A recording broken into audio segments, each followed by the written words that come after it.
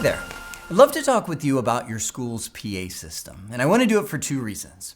One, I know how frustrating it can be to not understand the thing, right? When you pull your car into the auto mechanic and they're like, well, let's have a seat here, right? And you're like, what's coming next, right? Well, it also moves from frustration to fear and terror when you start realizing just how important this system is to your school, and that a vast majority of school disasters have happened because there was something not working right with the PA system, or people didn't know how to use the PA system, right? There was some gap in understanding around that. And I'm like, this is a big deal that school leaders understand how their PA system works. But the second thing I want to do is I want to make sure that you understand the common issues that can happen with the PA system. So when you see it, you're like, I know at least what direction to head. And as I'm having conversations with people, I can follow along with what they're talking about, right? So first off, come with me to the whiteboard, or the blackboard as it would be. And I first off want to add a little thing to this thing right here and say, I'm going to start off with modern PA systems. PA systems, first off, PA stands for public address, not public announcement. Most school leaders I've spoken with is like, the public announcement system, because that's what we use it for, right? Announcements. But it actually stands for public address. It's your way of addressing a mass amount of people using the speaker systems that are there, right? It has been around for decades and decades, right? And so we've seen it go through many different renditions. I'm going to show you some of the older ones because I know your school may have some, I'll say, relic pieces from old systems, or it may have a relic of a system, right? And I'm gonna talk to both of those, but I want to talk about from a modern perspective first, and then you'll see how the legacy pieces bridge into that. And I'm going to start this whole discussion off with a switch, right? A switch is the core of your computer's network. When you have Wi-Fi access or people getting on the internet, it initially all goes through a switch, right? And that's what things plug into. And that switch will eventually reach a router, or some people call it a firewall for your school. And that firewall will end up connecting off to the internet, which will draw, as Bob Ross would be famous for saying, as a white, fluffy cloud. Now, in a modern PA system, you're going to have some sort of management server that plugs into that switch. And that is the brain of your PA system. Like, we do a lot of Valcom deployments. They have school PA systems, and that is an IP6000. But that's Valcom's naming. Whatever vendor you're using or distributor you're using for the equipment will have their own flavor of that. Unless you're using Valcom, then it's an IP6000. Now, and this is where I'll add a little descriptor. In a very modern PA system, it actually can stop right there, or at least start and stop right there with this network switch. Because in a very modern PA system, you'll end up installing IP speakers. And these are speakers that are different because they plug right into the network switch. They don't have wires like our old speaker systems did, right? Or radio systems, you flip the big speaker around on the back, you get to the two wires that always come out, right? There's a lot, those are called analog speakers. We'll talk about those in a second. But very modern, and also I'll say very expensive PA systems will use IP speakers. They give you two advantages over the old system. Actually, I shouldn't limit it to two. I'll say two major advantages. The first one is volume control. That is a challenge, right? Where a lot of times you'll have the analog speaker in the ceiling. It's an old speaker, and the only way to adjust the volume is to get somebody in there with a ladder turning a little knob on the speaker. Those are the old analog ones. IP speakers, you can often do it from your laptop. You just say, okay, that one in that zone will turn the speaker volume up or down. And I said a word that I should mention on this as well. Zoning is much easier in an IP speaker system. Zoning means how many speakers play at the same time. In the old analog systems, those were controlled by chains of wire. Like when you would install the old systems, the analog speakers, you would run a wire, and whatever speakers you attach to the same wire, that becomes your zone, and there's no changing it. So when you move classrooms around, or the gymnasium is doing a special testing event, or a parent-teacher conference, and you don't want the announcements, or you do want the announcement to play in the gym, but you don't want it in that classroom, with analog speakers, often you'll have to get up in the ceiling and rewire them in order to add them to different zones. Whereas with IP speakers, click, click, click, click, click, done.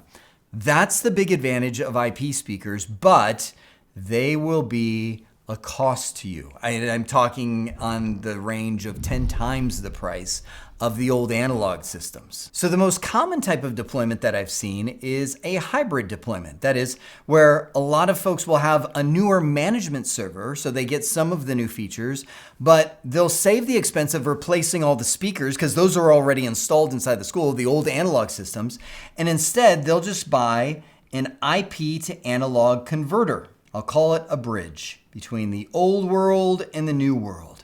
And with this bridge, every port of that bridge is considered a zone. So I'm going to move to the color white to represent we've moved from network-based stuff like TCP/IP into the world of analog.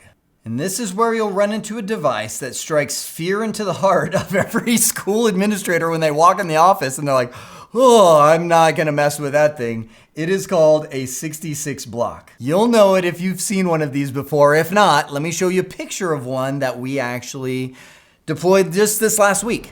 Ah, yes, there it is. Those are actually 66 blocks that are put together. And you've probably seen one of these before, right? You look at it and you're like, okay, I'm not touching that. But the funny thing is they're actually so simple. There's just so many wires. People are like, ah. So please let me show you what that device does for you. You're always going to have 4 little connectors on each row. So you'll have a whole bunch of rows, right? And all it does is connect one wire to another. That is it. So when you have an old analog speaker, and when I say old analog, I'm talking like on the back of the speaker, you have the big old magnet, right? You've seen that. And then you get the 2 wires coming out of it. Every speaker's got those 2 wires. And you'll run one wire right here, and you'll run one wire right here, right? Think of that as the incoming. And then on this side, you'll have one wire right here that connects to this, and one wire right here that connects to this. And then you have a little connector that bridges them together. It's like those little electric boards when you're a kid that you're just soldering from one to the other or connecting a wire from one little solder point to another. Literally, that's all it is. This side to that side, and this is the bridge in between them. That's all a 66 block is, but don't tell anybody because they think you're afraid of it.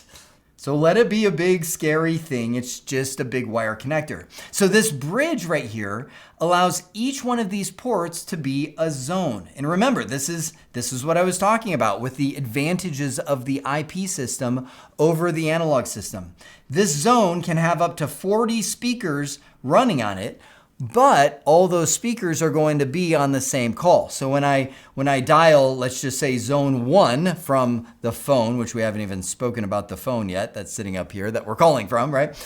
It's going to go out this port, and whatever speakers you've bridged into that zone all play at the same time. So when you're like, oh, well, I don't want that speaker in the 3rd grade classroom to play because they're doing a test.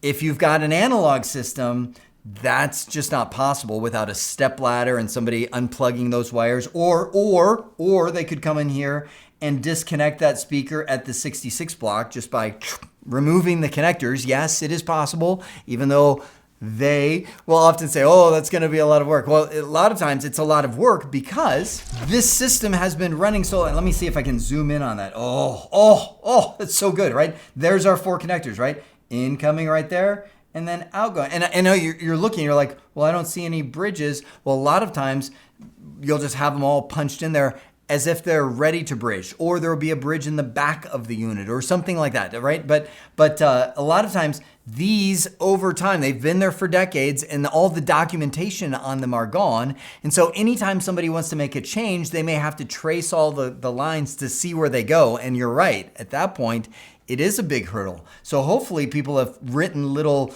labels on these things as to what speakers they go to.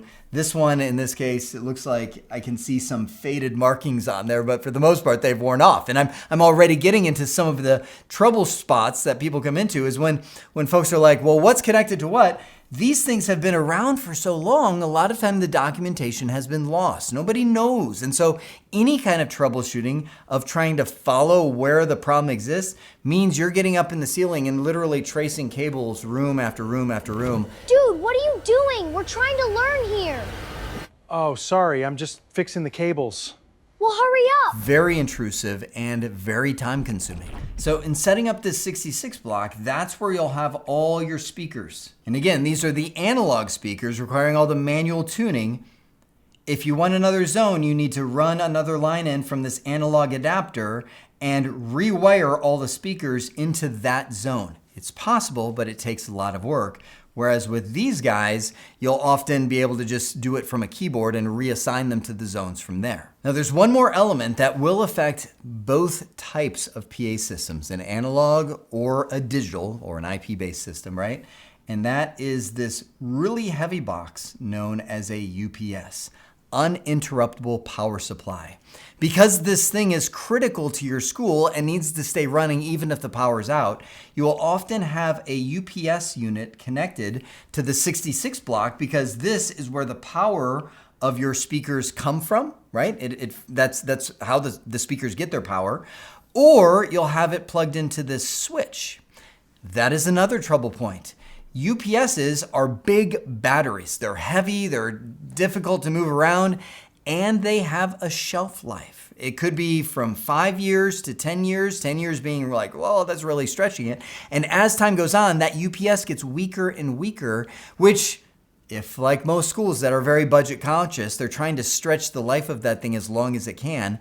But as that becomes weaker and weaker, it moves from not only have like less than 60 seconds of battery life if the power goes out, but also could just start failing on the fly because oftentimes the things will be running from the batteries constantly because if the power goes out, they don't want everything to kind of shut down while it's switching from power to battery, right? And so you'll just have things that start to drop offline and rebooting constantly. Oh, the PA system cut out again, right? Oh, it's back online. Sometimes that can happen from an old UPS unit that needs to be replaced. And that is it.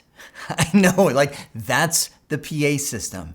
I know it may sound oversimplified, and in a way it is. It's kept very high level. There's a lot of detail when you start getting into a lot of the components that I was talking about. But at a high level, those are the pieces. And let me wrap this up by showing you a deployment that we just came back from where there was a school struggling with all kinds of PA system issues. And if you walked into their IT closet, which these are photos from the IT closet, this was their system. This was an old, I'll call it legacy system that was mounted on the wall. These wires right here, and I know we had to combine two pictures because it kind of cut off. They actually came back here to what are these? 66 blocks, right? Where this old system connected to all the speakers that were out in the ceilings and things like that. Well, they brought us in because they had a brand new system installed that it was the management server, like I was just showing you in that diagram, right? And they were getting all kinds of issues. And we walked in, and I'm way oversimplifying it because otherwise this video could be hours of the troubleshooting we went through along this journey. Well, one of the things that we saw is they had installed the new system, but they kept this old system there because it had a feature that the new system, they would have to pay for an upgrade to get. Well, long story short, as we were troubleshooting some of the issues, we said, are you even using that feature that they kept this old system around for? And they go, no, not at all. It was a feature that I think let the rooms call each other on the PA system. It was something like that. And we're like, oh, okay, well, we're just gonna let's just get rid of this old system. And what we found, and again, I'm oversimplifying it, was that even though they had this new system, it was routing all the announcements through the old system and then back out to the old speakers. So we replaced this system with this little guy. And you know what this guy is because I drew it on the picture. This is the converter that you can even see it right here, that allows you to take each one of these ports and bridge it out to a whole zone of speakers. It replaced all of that horrific looking system that you saw stuck on the wall right there, right? With this little box. And once we got that old system out of the flow, it's almost like a game of telephone, right? Literally, where you're speaking into the telephone and passing it on to the next person. Well, it was passed one too many times through that old system. It was adding echo, things would cut out, the announcements would just end at random, right? And once we moved that whole old system that was around for a feature they didn't even need and replaced it with this, life was good. Again, the biggest thing with a PA system is it really is as simple as I drew it out. And if you can keep it simple, all the more power to you. The challenge is there's a lot of work, and I'm talking about manual work on ladders. And a lot of times folks don't want to do that, or they don't have the expertise to do that. They know how to install this box, but they don't know how to climb into the ceiling and rerun all the cables to go to this box, right? And so what you'll find is people take a lot of shortcuts with the PA system, and they're like, well, we'll just kind of reuse this again. When again, if you keep it simple, simple does not mean easy. Simple means simple, but you have to keep it that way. It becomes very complex when you take a lot of shortcuts to try and avoid work. To make things simple can sometimes be very hard, but if you make PA systems simple, they work exactly as they're intended to work. I hope this has been informative for you, and I'd like to thank you for viewing.